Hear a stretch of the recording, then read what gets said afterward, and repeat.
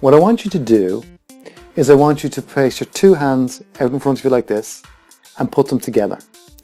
And I want you to really push hard with your right hand, and I want you to push as hard as you can with your right hand. Just push as hard as you can with your right hand.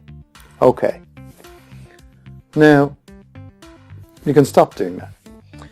I wonder if, like me, your hands just stayed still. For most of my clients, they stay still. Now, I never said to you to push hard with your left hand. Okay, I asked you to push hard with your right hand, and you just resisted with the left hand. Now, this is what happens with suggestions in everyday life. If I was to suggest to you to do something, you go, not doing it, because you have conscious resistance.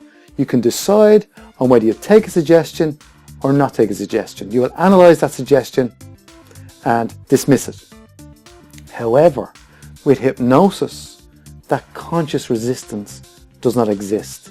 Once you agree to be hypnotized and agree to accept certain suggestions, that's all you will accept. If I was to give you other suggestions, you would not accept them because you have not agreed to do that.